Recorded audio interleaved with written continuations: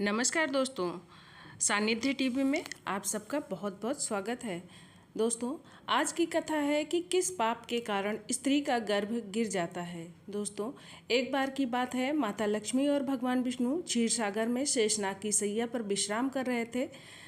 तभी माता लक्ष्मी भगवान विष्णु से कहती हैं, हे स्वामी, आज मेरे मन में एक प्रश्न आ रहा है, कृपया आप मेरी इस शंका का समाधान कीजिए। भगवान विष्णु कहते हैं, हे प्रिय, तुम्हारे मन में जो भी शंका हो निसंकोच होकर पूछो, मैं तुम्हारी शंका का निवारण अवश्य करूंगा। तब माता लक्ष्मी कहती हैं, हे प्रभु, आप तो सब कुछ जानने वाले हैं। संसार के कण कण में आप ही का वास है। आप ही जन्म देने वाले हैं और आप ही की आज्ञा से काल प्राणी को ग्रहण कर लेता है। आप ही इस संसार को चलाते हैं। किंतु हे स्वामी, कौन सी ऐसी स्त्री है जिसे संतान सुख प्राप्त नहीं होता है? किस कारण से बालक की गर्भ में ही मृत्यु हो जाती है? किस पाप के कारण स्त्रियों का गर्भ नष्ट हो जाता है? हे कृपा निधान, मैं आपसे जानना चाहती हूँ कि एक माँ को अपनी संतान खोने का दुख क्यों सहन करना पड़ता है। कृपया आप इसका कारण विस्तार से बताएं। भगवान विष्णु मुस्कुराते हुए कहते हैं, हे देवी, आज आपने उत्तम प्रश्न किया है। इस प्रश्न में संसार की सभी माताओं का कल्याण छिपा हुआ है। देवी, यह सत्य है कि कुछ बालकों की गर्भ में ही मृत्यु हो जाती है। स्त्रियों के द्वारा किए गए पाप के कारण ही उनका गर्भ नष्ट हो जाता है। इसीलिए हे देवी, आज मैं तुम्हें अत्यंत प्राचीन एक कथा सुनाता हूँ। इस कथा के माध्यम से तुम्हें तुम्हारे सभी प्रश्नों के उत्तर मिल जाएंगे। इस प्राचीन कथा को जो भी सुनता है उसे उत्तम गुणवान संतान की प्राप्ति होती है तथा उसके समस्त पापों का नाश होता है। तब देवी लक्ष्मी कहती हैं, प्रभु, मैं ये कथा पूरे मन और ध्यान से सुनूंगी। कृपया आप इस कथा को आरंभ करें। हे देवी, पूर्व काल की बात है, मध्य देश में एक बहुत ही शोभायमान नगरी थी। उस नगरी में दुष्यंत नाम का एक सेठ रहता था जो बहुत अधिक धनवान था। उसके घर में किसी भी चीज़ की कोई कमी नहीं थी। उसकी एक पुत्री थी जिसका नाम था मालती। उस सेठ ने अपनी पुत्री का विवाह एक दूसरे नगर में रहने वाले वैश्य के पुत्र के साथ कर दिया। मालती अपने पति के साथ रहने के लिए ससुराल चली गई। उसके ससुराल वाले मालती के साथ प्रेम से और बहुत सम्मान के साथ आचरण करते थे। मालती अपने ससुराल में बहुत प्रसन्न थी। मालती की सास का नाम था सुलक्षणा, जो स्वभाव से अत्यंत दुष्ट और क्रूर थी। मालती दहेज में बहुत सारा धन लाई थी। इस कारण से सुलक्षणा मालती का झूठा सम्मान करती थी, उससे मीठी मीठी बातें करती थी और अपने मायके से कुछ न कुछ लाने के लिए कहा करती थी। मालती भी अपनी सास की बातों में आकर अपने पिता से कुछ न कुछ चीज़ें मांगकर ससुराल में ले आती थी और उसके पिता उसे सब कुछ खुशी खुशी दे भी दिया करते थे। मालती की सास का लालच बढ़ता ही जा रहा था। वो मालती के मायके का सब कुछ हड़पना चाहती थी, लेकिन भोली भाली मालती इन सब बातों से अनजान थी। वो अपनी सास की मीठी मीठी बातों में जल्दी ही प्रसन्न हो जाया करती थी। मालती के पति का नाम अरुण था। अरुण स्वभाव से बहुत ही भोला था और अपनी माँ की हर आज्ञा का पालन करता था। अरुण पूरी तरह से अपनी माँ के वश में रहता था। वह कभी अपनी माँ की आज्ञा का उल्लंघन नहीं करता था।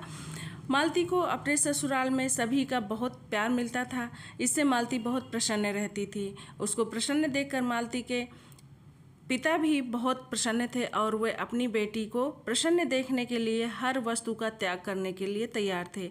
इस तरह से कुछ माह बीतने के बाद मालती गर्भवती हो गई। जब उसकी सास को ये बात पता चली तो वो बहुत खुश हुई। उसने तुरंत ही मालती के पिता को इस बात की सूचना दी, साथ ही बड़ी बड़ी वस्तुओं की मांग भी की। मालती के पिता भी ये बात सुनकर बहुत प्रसन्न हुए और फिर बहुत सा अन्न धन जेवरात मिठाइयाँ लेकर मालती के ससुराल पहुंच गए। वहां पर उनका बड़े प्रेम और आदर से स्वागत किया गया। मालती भी अपने पिता को देखकर बहुत प्रसन्न हुई। फिर कुछ समय रुककर उसी दिन मालती के पिता अपने घर वापस लौट आए। मालती का गर्भ दिन प्रतिदिन बढ़ने लगा और मालती की सास उसकी बहुत अच्छे से देखभाल कर रही थी। लेकिन कुछ दिनों बाद ऐसी दुर्घटना घटी कि मालती का जीवन दुखों से भर गया। उसके हंसते खेलते जीवन में अंधकार छा गया। एक दिन मालती का गर्भ गिर गया। इससे उसकी सास बहुत क्रोधित हो गई और मालती को ताने मारने लगी। कहने लगी, अरे पापनी, सच सच बता, तूने कौन सा पाप किया है? कुल का नाश करने वाली कलंकिनी, तूने अपने ही बच्चे को खा लिया। जन्म देने से पहले ही तूने उस बच्चे को मार डाला, मेरे तो कुल का विनाश ही कर डाला तूने। अरे दुष्टा, तू तो हमारे घर को बर्बाद करने के लिए ही आई है। तुझे देखते ही हमारे समझ में आ गया था कि तू तो हमारे कुल का नष्ट कर देगी। इस तरह से मालती की सास उसे बहुत ताने मारने लगी, जिससे मालती बहुत दुखी और उदास हो गई और कहने लगी, इसमें मेरा क्या दोष है? समझ में नहीं आ रहा है कि ऐसा किस लिए हुआ। मैं निर्दोष हूँ, मैंने कोई पाप का कार्य नहीं किया है। लेकिन उसकी सास को उस पर जरा भी दया नहीं आई और कहने लगी, अरे दुष्टा, पापनी, कुलटा, चंडालनी, तूने अवश्य ही कोई पाप किया है जिससे तेरी संतान गर्भ में ही मर गई। कुलटा और पापनी स्त्रियों के बच्चे पेट में ही मर जाते हैं। उसके बाद उसकी सास मालती से बहुत बुरा व्यवहार करने लगी, उसे बात बात पर ताने मारने लगी, उसे भला बुरा कहने लगी। अब उसकी सास उससे ठीक से बात भी नहीं करती थी, उससे घर का सारा काम करवाने लगी। दिन भर का काम करने के बाद रात में ही उसे आराम करने को मिलता था। मालती को घर के अन्य सदस्यों का जूठा भोजन खाना पड़ता था। अचानक अपनी सास का ऐसा बदला रूप देखकर मालती को डर लगने लगा। वो अपनी सास के सामने आने से डरने लगी। फिर कुछ समय बीतने के बाद मालती फिर से गर्भवती हो गई, जिससे मालती के घर वाले बहुत प्रसन्न हो गए। लेकिन उसकी सास को उतनी प्रसन्नता नहीं हुई। वो उसे ताना ही मारा करती थी, एक बच्चे को तो खा गई, पता नहीं इसे भी जीवित रखेगी या खा जाएगी, इसका कोई भरोसा नहीं है। ये तो डायन है, डायन। मेरा बेटा एक चुड़ैल से शादी करके उसे घर पर लाया है। लेकिन मालती चुपचाप सहन करती रही। इस बार मालती की सास ने मालती के माता पिता को भी कोई संदेश नहीं दिया और वो चुप रही। इधर धीरे धीरे मालती का गर्भ बढ़ने लगा। मालती का गर्भ धारण की अवस्था में भी घर का सारा काम करना पड़ता था। घर का सारा काम करने के बाद, थकने के बाद भी मालती की सास को उस पर दया नहीं आती थी। इस बार मालती को पूरे 9 महीने हो गए और अब उसका प्रसूति का समय आ गया। मालती ने एक बालक को जन्म दिया, लेकिन जब बालक ने जन्म लिया तो उसके मुंह से कोई आवाज़ नहीं सुनाई दी। वो बालक कोई हलचल नहीं कर रहा था। इस बार मालती ने एक मरे हुए लड़के को जन्म दिया था। इस बात को सुनकर मालती बहुत दुखी हो गई और ज़ोर ज़ोर से रोने लगी। ये देखकर मालती की सास बहुत गुस्सा हो गई और उसने तुरंत ही मालती को पकड़कर घर से बाहर निकाल दिया। अरे दुष्टा, तू इस घर में रहने लायक नहीं है, तू पापनी है, तू मेरे पोते को खा गई। अब तू इस घर में नहीं रह सकती, अभी इस घर से निकल जा। आज के बाद मैं तुझे इस घर में नहीं रहने दूंगी। तू कहीं जा, मर जा, नदी में कूद जा, अग्नि में जलकर भस्म हो जा, लेकिन अब इस घर में मैं तुझे रहने नहीं दूंगी। इस तरह से कहकर मालती की सास ने उसे धक्के मारकर घर से बाहर निकाल दिया। मालती का पति भी ये सब कुछ चुपचाप देख रहा था, उसने भी कुछ नहीं कहा। मालती उसी अवस्था में घर से निकल गई। चलते चलते उसे एक जंगल मिला। वो जंगल बहुत ही घना और भयानक था। उस जंगल में कोई मनुष्य दिखाई नहीं पड़ रहा था। फिर मालती को उस जंगल में बहुत बड़ा एक सुंदर वृक्ष दिखाई पड़ा। उस वृक्ष के पास एक बहुत ही सुंदर आश्रम था। मालती जल्दी से उस आश्रम के पास चली गई। इधर उधर देखने लगी तो उसे आश्रम में कोई दिखाई नहीं दिया, तो वो वहीं पर बैठ गई और विश्राम करने लगी। मालती इतनी डरी हुई थी कि वो अपने पिता के घर पर भी जाना नहीं चाहती थी। उसे ये डर लगने लगा था कि उसकी वजह से पिता का समाज में कोई अपमान ना हो, इसीलिए उसने उसी जंगल में रहने का निर्णय लिया और वो उसी आश्रम में निवास करने लगी। वहीं बैठकर मालती भगवान विष्णु की पूजा करने लगी और उनकी भक्ति में डूब गई। अनेक दिनों तक उसने भगवान विष्णु की तपस्या की। फिर कुछ दिनों बाद उस आश्रम में एक साधु एक गाय को लेकर पधारते हैं। वह साधु अत्यंत विलक्षण थे, उनके मुखमंडल पर अत्यंत तेज था। ऐसा प्रतीत हो रहा था कि उन्होंने जैसे कई वर्षों तक तपस्या की हो। मालती उन साधु को देखकर बहुत प्रसन्न होती है और उनका स्वागत करते हुए कहती है, हे साधु महात्मा, पधारिए, आपका स्वागत है। आप कोई महान पुण्य आत्मा दिखाई दे रहे हैं। मालती के ऐसे वचन सुनकर साधु महाराज कहते हैं, हे पुत्री, तुम कौन हो और किस कारण से तुम इस सुनसान जंगल में अकेले निवास कर रही हो? यदि कोई गोपनीय बात ना हो तो मुझे सच सच बताओ, तुम यहाँ अकेले क्यों रह रही हो? तुम्हारे पति कहाँ हैं और तुम्हारे दुख का क्या कारण है? तब मालती अपने जीवन में घटित सारी घटना को साधु महाराज से बता देती है और कहती है, मैं इसीलिए यहाँ पर निवास कर रही हूँ। पिता का अपमान न हो इसलिए मैं उनके पास भी नहीं जा रही हूँ। कृपया आप ही मेरे दुख को दूर कीजिए। मैं कहाँ जाऊँ और क्या करूँ? तब वे साधु महात्मा कहते हैं, हे पुत्री, यह तो बहुत दुख की बात है, किंतु तुम चिंता मत करो। मैं तुम्हें उपाय बताता हूँ, तुम उस उपाय को करो जिससे तुम्हें उत्तम संतान की प्राप्ति होगी। तुम इस गाय को अपने पास रखो, इसकी सेवा करो, इसकी सेवा से तुम्हें उत्तम संतान की प्राप्ति होगी।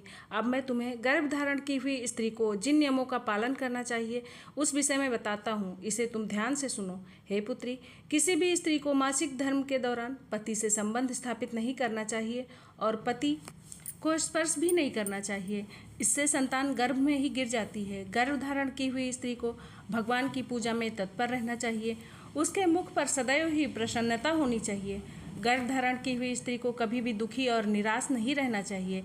उसे बुरे आचरण वाली स्त्रियों से दूर रहना चाहिए। एक गर्भवती स्त्री को कभी भी दूसरे के घर का भोजन बना हुआ नहीं करना चाहिए। गर्भिणी स्त्री को सूप की हवा से बचना चाहिए। सूप की हवा लगने से गर्भ का नाश होता है। गर्भवती स्त्री को कभी ऐसी वस्तु नहीं देखनी चाहिए जिससे उसके मन में घृणा उत्पन्न हो और उसे भयानक और डरावनी कथाएं भी नहीं सुननी चाहिए। गर्भिणी स्त्री को अत्यंत गर्म भोजन नहीं करना चाहिए। पहले का किया हुआ भोजन जब अच्छे से पच जाए तभी दोबारा भोजन करना चाहिए। जिस स्त्री को बच्चे होकर मर जाते हों अथवा बंध्या स्त्री के दर्शन नहीं करने चाहिए। जो भी स्त्री इन नियमों का पालन करती है वह उत्तम संतान को प्राप्त करती है। जो स्त्री इन नियमों का पालन नहीं करती है उसका गर्भ गिर जाता है अथवा उसका निरोध हो जाता है। हे पुत्री, अब मैं तुम्हें पुत्र प्राप्ति का उपाय बताता हूँ, इसे तुम ध्यान से सुनो। हे पुत्री, मासिक धर्म के समय 4 दिनों तक स्त्री को पति के साथ संसर्ग नहीं करना चाहिए। चौथे दिन वो शुद्ध होती है और 1 सप्ताह के बाद वह देवी देवताओं का पूजन करने योग्य बनती है। संबंध बनाते वक्त स्त्री और पुरुष के मन में जैसी कल्पना होती है वैसा ही पुत्र उत्पन्न होता है, इसमें कोई संदेह नहीं है।